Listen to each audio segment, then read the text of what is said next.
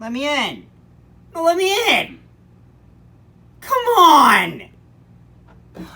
Okay, next house is memories. Let's go.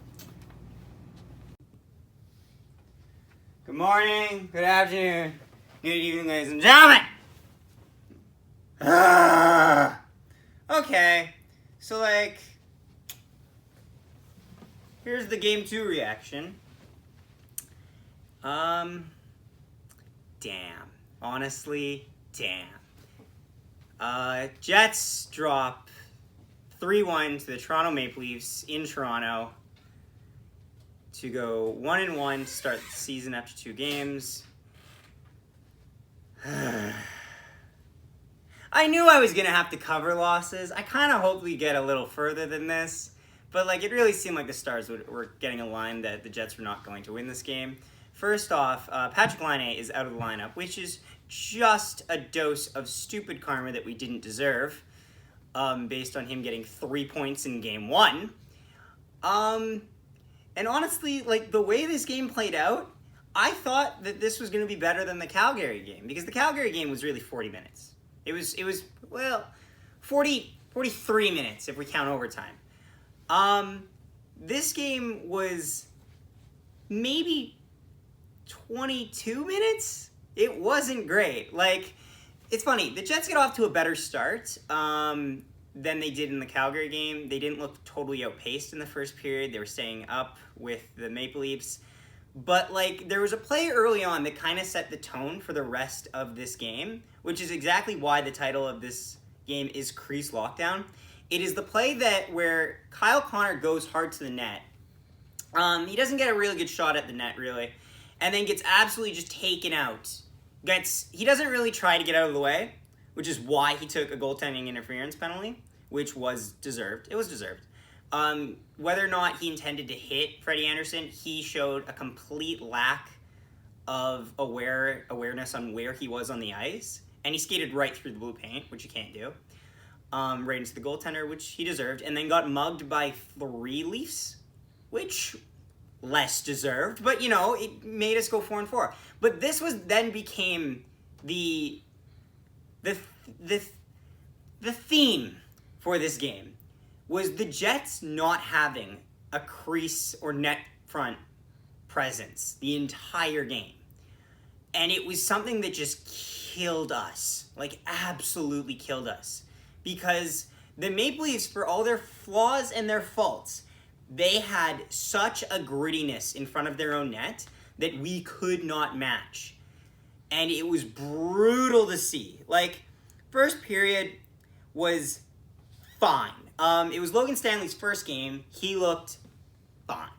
He looked nervous at the very beginning, but then I didn't really see a lot of him as the game wore on. Which, given it was his first game, and he's not like some all-star rookie who's going to try to score like 3 goals in his first 2 games, that's a fine sign, honestly. Like, it's fine to blend in for a bit. I would rather you blend in than me remember you for horrible mistakes you've made on the ice. But anyway, like, so at the end of the first period, it's still 0-0. And so I was thinking, okay, now it's the second period. This is where we did great against Calgary. Nope! Nope! Big old nope! So, the second period sucked. And that is almost an understatement. The second period was atrocious. Here's the pros of the second period. Derek Forbort was our best defenseman, and Connor HelleBuyck played like his Vezina form. Here's the cons of the second period. Derek Forbort was our best defenseman, and Connor HelleBuyck had to play like his Vezina self. There's a reason HelleBuyck was the Vezina winner last year. It's because he was the only person on defense last year. We are defensively dreadful. And we showed it. Like, again, so Tavares scores. Reaction here. Oh my god. It's your birthday. That's what Mama said. And at this point, like, I could tell a goal was coming. I didn't know when, honestly, because we got outshot, I think, by 20 shots to like 6 in the second period, which is brutal if you're trying to win a hockey game. Not so bad if you're trying to lose a hockey game, but brutal if you're trying to win one. And the goal that Tavares scores off a great fake by William Nylander to pass that out was a lot like the Johnny Gaudreau goal in Game 1, where HelleBuyck is just having to commit to one play, and the puck just goes the other side, and he has no time to react, and nobody's picking up their guy. I think Pionk was on the ice for this goal, and I think he got caught flat-footed where he didn't know where to go on the play, which was a little frustrating considering he didn't produce offensively, which is kind of what he mostly did last year, so at least produce something defensively, and not a goal against, please. Like, honestly, I didn't see a lot from many guys. Like, Scheifele was kind of invisible until every... Scheifele was invisible for the entirety of our even strength time on ice. Scheifele only showed up in power play situations, and that was it. And even then, it was so frustrating, honestly. Blake Wheeler didn't show up at all. And people are calling him out about this. It's funny, though. Like, okay, Blake Wheeler had a bad game. Blake Wheeler is not a bad player, though.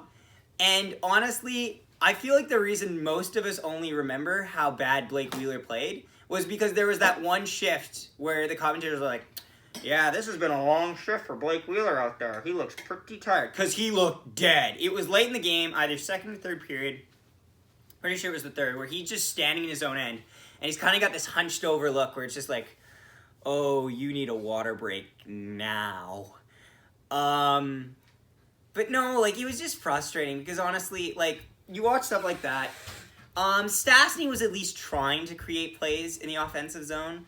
To the point where I was just like put wheels on the second line, honestly, and just try to mix things up. Appleton didn't look terrible. He drew a nice holding penalty. He was moving his feet a lot. Actually, one of the few guys I liked, actually, who I'm usually very lenient on, was Jansen Harkins. Because Harkins has this ability as a player to always look like he's giving his all when he's going for the puck.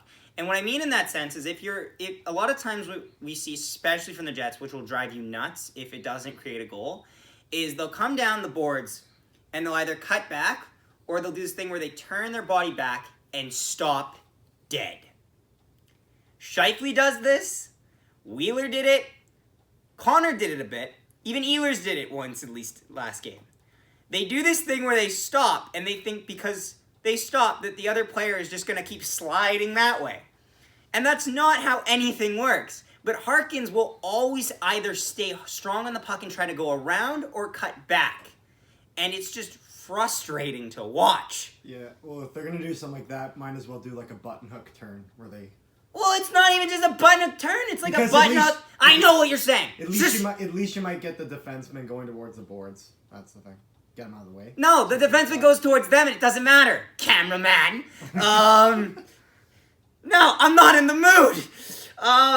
But like Harkins was always going for it, always trying to create something, even when we never had the numbers to do anything, especially in the second period, because the majority of the time was spent in our end or the neutral zone. So that meant when it was time to go to the offensive zone, line change, line change, line change. Great. Let's set it up with 1-on-3. Like, no, nothing there. Dermott takes a penalty after the 1-0 goal by Tavares, and that leads to a brutal power play. It's funny, I actually said I liked the power play setup in the first period, because I did, but my God, did they make me eat a pile of shit after that. Like, the power play at times looked like nice window dressing, but it never amounted to anything, which caused me to get more and more frustrated by it. This all culminates in, I'm not even sure if this is when we're at, like, if this was in, no, okay, this culminates late in the game, which I will get to anyway. But, so Marner scores to make it 2-0. Shot, it leaks through HelleBuyck, and Marner's right on the doorstep to tap it in. Not much you can do on that. it's really greedy of us to say HelleBuyck should have just had that completely covered, controlled, because this was saved like 18 by that point in the second period, which is freaking ridiculous, considering Frederik Andersen had probably 18 in the entire game at that point. No, he wouldn't have. It'd been like 16 at that point. But like, yeah, so he scores, and immediately, that's my reaction to it.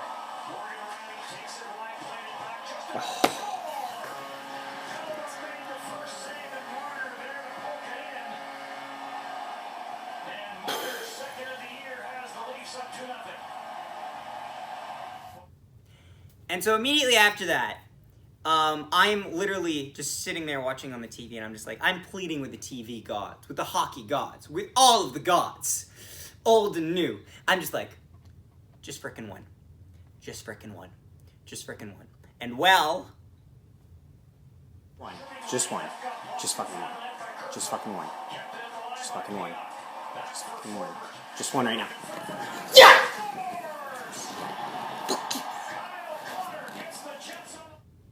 We get one.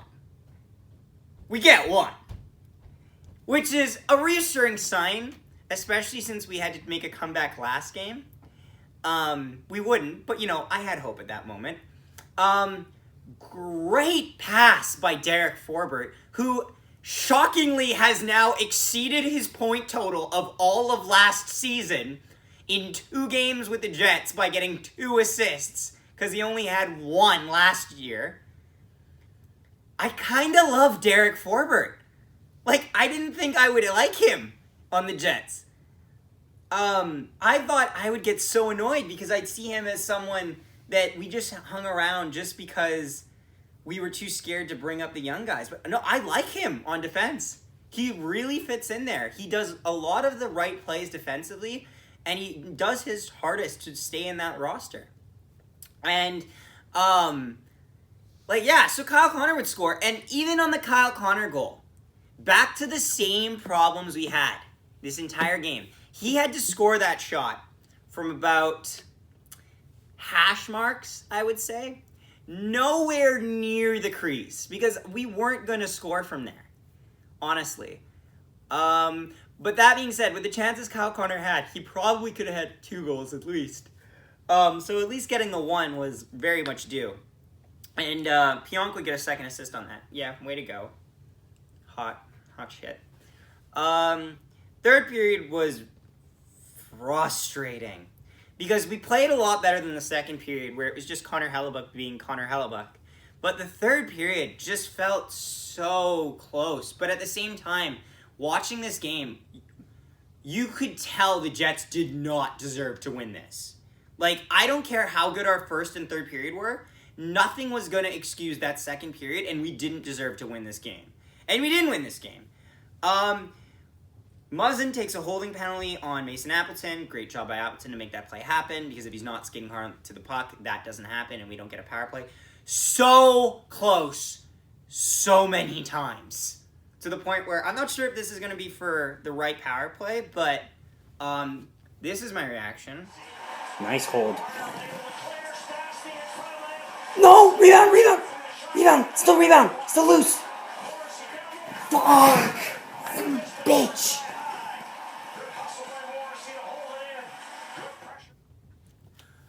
Yeah, and that video is cut down to about 15 seconds at the most.